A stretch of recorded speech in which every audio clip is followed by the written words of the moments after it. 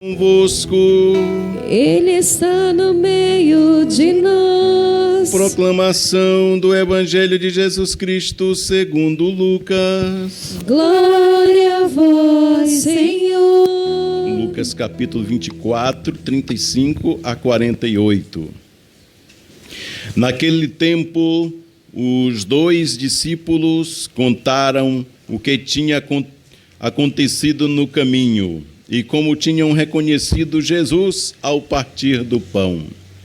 Ainda estavam falando quando o próprio Jesus apareceu no meio deles e disse: "A paz esteja convosco."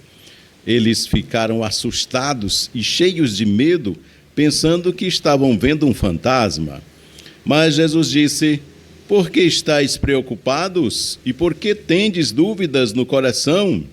Vede minhas mãos e meus pés, sou eu mesmo. Tocai em mim e vede. Um fantasma não tem carne, nem ossos, como estáis vendo que eu tenho."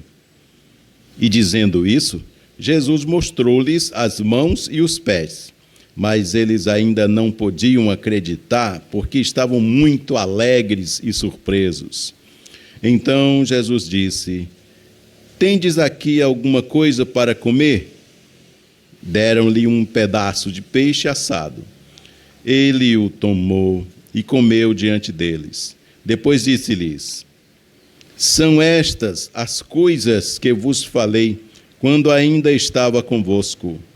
Era preciso que se cumprisse tudo o que está escrito sobre mim na lei de Moisés, nos profetas e nos salmos."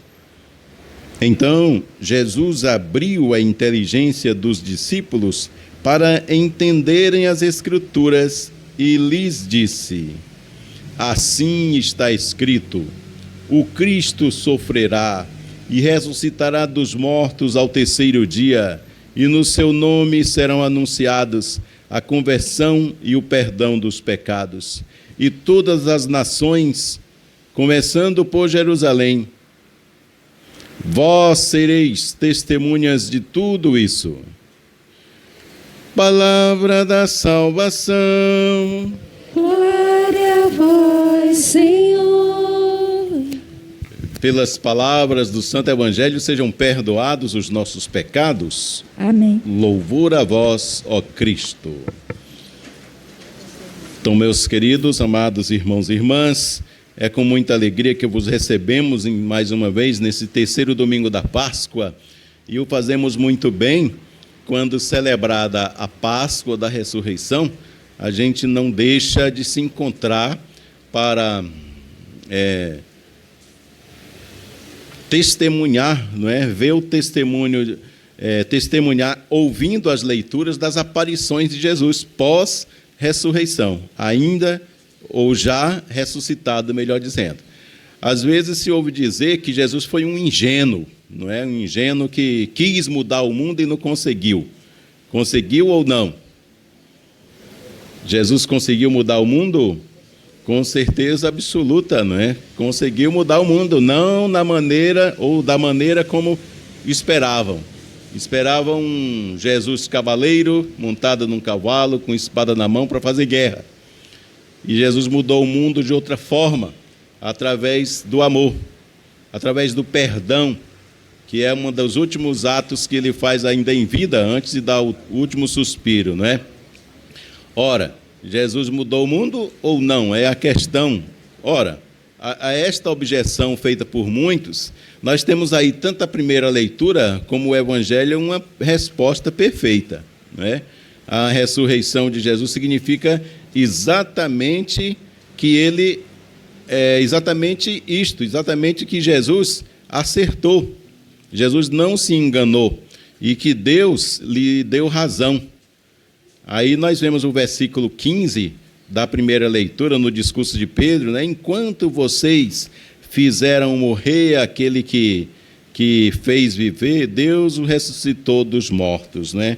Na Escritura está assim: "Vós matastes o autor da vida, mas Deus o ressuscitou dos mortos, e disso nós somos testemunha." A ressurreição de Jesus E aí os apóstolos dão testemunha disso. O próprio Pedro, que representa toda a igreja, inclusive institucional, não é? Deixa bem claro, nós somos testemunhas disso. E para provar isso, ele menciona não só a ressurreição propriamente dita, o fato da ressurreição, como também as Escrituras, ou seja, o Antigo Testamento, né, que falava sobre todos os sofrimentos que o Messias, o Salvador, o enviado de Deus, deveria passar, não é? Incluindo os profetas também. O profeta Isaías, principalmente, fala sobre o servo sofredor. Ele está há séculos, há séculorum atrás, não é? E aí fala de Jesus, o que vai acontecer com ele. Mas o importante é que Jesus não fica no sepulcro, Jesus ressuscita. E assim, no próprio Evangelho, Jesus ele tinha explicado também aos discípulos, né, quando lhes aparece por várias vezes. É bom notar que na semana passada, a primeira vez que Jesus aparece, ele anuncia a paz. E aqui também, aqui já é a outra aparição que ele faz aos discípulos de Emaús, não é? Então, hoje o episódio é dos discípulos de Emaús. Emaús é sinônimo de cegueira.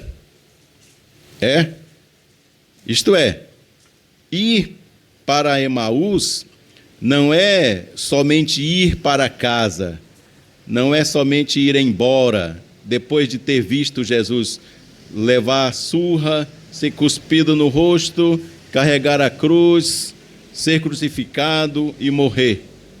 Não.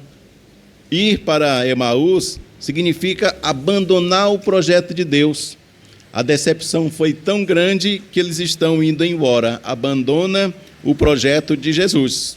Por isso é que tem um significado essa aparição de Jesus. Os discípulos foram embora porque para eles Jerusalém é o lugar da derrota. É o lugar da morte de Jesus. Só que Jesus humano, não é o lugar da derrota. Então, eles caminham desanimados, precisamente por isso. Estão desanimados, não tem mais em quem está ancorado ali no mundo, Jesus do mundo.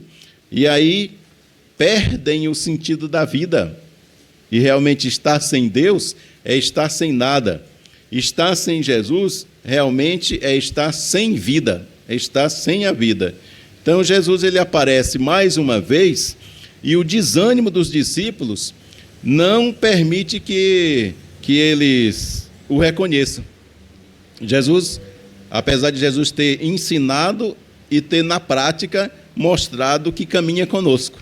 Jesus caminha com a comunidade. Muitas vezes, como os discípulos, nós não o reconhecemos. Jesus continua conosco, continua a caminhar na vida conosco e nós não o reconhecemos. Então, como fazer para reconhecer e encontrar Jesus? Então, às vezes nós somos cegos e surdos, como os discípulos aqui, né? Quase sempre nós esquecemos de buscar Jesus primeiro. Um dos lugares onde se busca Jesus, na família. A família.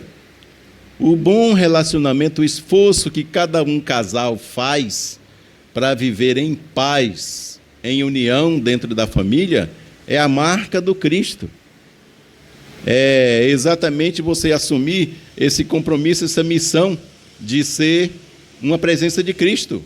Não é? Os outros que estão em nossa companhia, não é? Além do marido e da mulher, tem filhos e outras pessoas mais, não vão conseguir perceber a presença de Jesus, a presença de Deus naquele meio, não é? Se não for através da unidade, através da conversa, através do ouvir e conversar, em outras palavras, do diálogo, certo?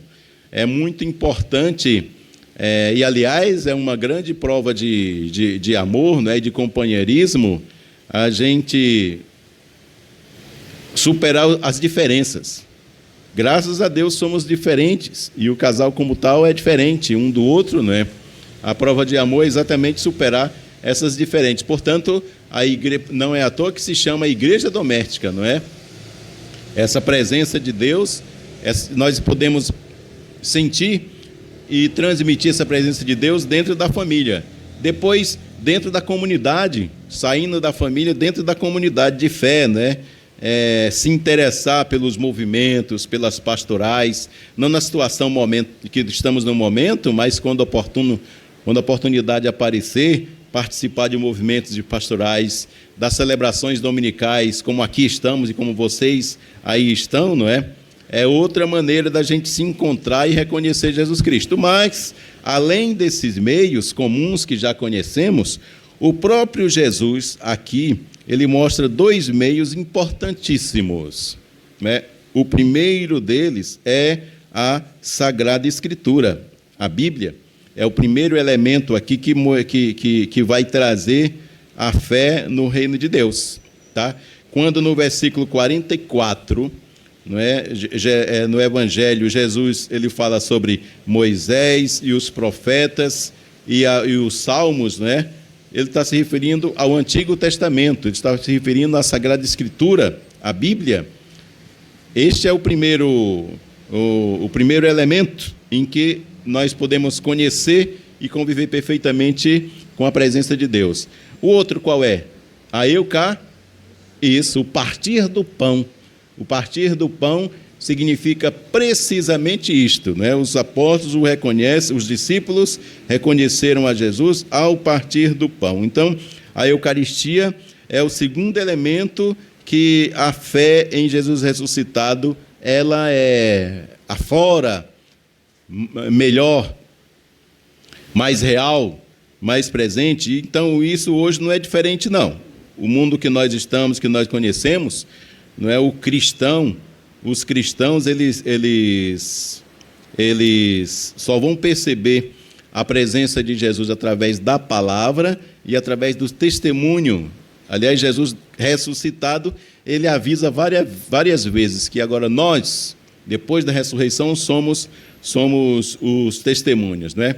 Então, a Eucaristia, não só a comunhão que eu faço pelo pão da Eucaristia, mas também a Eucaristia comunhão, partilha com os outros, né? O pão que alimenta, o trabalho, a prática da justiça, a prática do amor, que isto vem e nasce em nosso coração a partir do momento que a gente tem vida de oração, conhecimento da palavra e comunhão eucarística.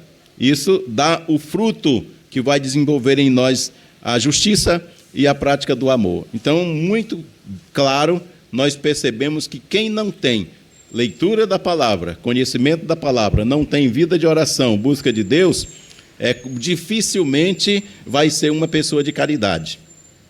Vai ser uma pessoa que acerta melhor, pratica a justiça, não é? Como nós vemos aí, não é, dos noticiários, né, as pessoas que não dão valor àquilo que é não só cristão, mas também aquilo que é do bem, ou que é para o bem das pessoas, não é? Se desfazem dessas coisas, exatamente por falta dessa presença de Deus. Conhecimento da palavra e conhecimento e comunhão, né? A comunhão pessoal, a prática do amor, a prática da justiça. Daí para adiante, se torna supérflua a presença física de Jesus. Não tem mais necessidade. Por isso é que Jesus, logo a gente vai celebrar a ascensão, a subida, a volta de Jesus para o céu. Tendo ele ressuscitado e tendo se revelado, já ressuscitado no meio dos outros, nós não tem mais a necessidade da presença física de Jesus, é supérflua. Por quê? Ele vai se apresentar ao mundo através dos seus discípulos, através dos cristãos, através do batizado. Cada batizado, ele é responsável, portanto, para ser uma presença de Cristo, através da comunhão, através das boas práticas, não é? Então, para isso, basta acreditar e viver isso, para sentir o Cristo vivo no nosso meio. Então, é muito importante as obras de caridade, não é? Ajudar os outros, sobretudo nesse tempo que estamos vivendo, a gente vê muitas pessoas, muitos grupos, não é? Incentivados a fazer isso, não é? já presenciei, já acompanhei pessoas que fazem coleta de cesta básica para distribuir em determinados lugares com alta necessidade. Isso é importante. Só desperta isso no coração, não é?